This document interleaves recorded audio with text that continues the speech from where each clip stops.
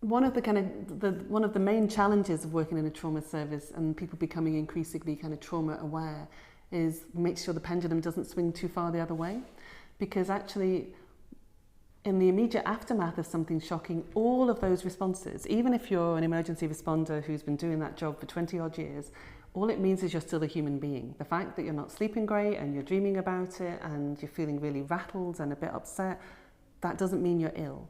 So if you're noticing that somebody is not themselves, or you yourself aren't sleeping great, or you're thinking about it a lot more, the key message in that early stage and later is to try and tolerate the upset rather than avoid it, and to trust your brain. That if your brain is bringing a memory back into your awareness, either at night or during the day, it's trying to do that because that work needs to be processed. It's only doing that as a favor. Human beings are information processing machines. Stuff happens to us, we think about it, we learn from it, and we file it in our memory bank.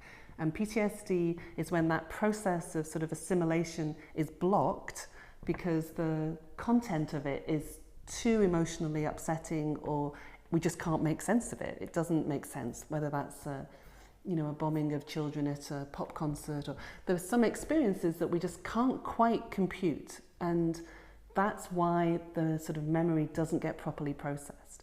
So the key thing is to not get frightened about being emotional, and to see that as being a human, understandable response that you're going to survive, and to give the thing some time. If you're dreaming about it and it's coming into your head, then you need to talk about it. If you're not a talker, you could try writing it down, or you could just give yourself some time to think about it.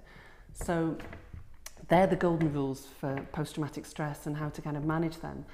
Ostensibly, that's what we do in treatment.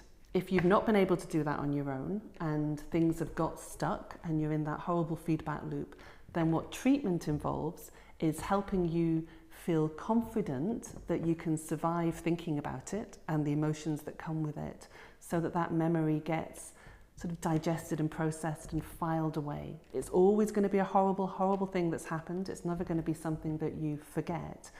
But we tend to use, it's not here at the front of your head all of the time. It's kind of filed away with everything else, with all the other memories. So the good news is that we have really effective treatments for post-traumatic stress. I mean, sometimes people get depression after a trauma exposure too. But for both of those things, we have very effective treatments for PTSD, for depression, and for anxiety. And so it's about going to see your GP and asking to get referred to your local mental health service. There can be a wait, and that's not great, but that's the way it is. But all across Scotland, there will be psychological therapists, both psychologists and nurses and social workers, who have been trained in providing what we call these evidence-based treatments. There was a big drive by the Scottish Government to make sure that there was good training for PTSD across the whole country. So there should be somebody in every health board, a number of people in every health board, who can deliver treatment for PTSD. The key message that we spend a lot of time saying to people is, please don't struggle on. This doesn't mean that you're weak, or that you're going off your head, or that your brain's letting you down, or we have really effective treatments for PTSD, and sometimes just understanding what's going on, just recognizing that this isn't about you failing, or that it's not that there's something go wrong, it's just that you're human, that there's understandable reasons why your brain and your body are reacting like this, is enough for people to do less avoiding. And if we can help people understand what's going on and give them some techniques to manage their anxiety and their distress, simple things like progressive muscular relaxation and breathing exercises, then if people can do that, then actually they sometimes allow themselves to think about it a bit more, and then the natural kind of process happens in and of itself. So there are things you can do even while you're waiting for treatment that are probably going to help the chance of that memory getting settled down.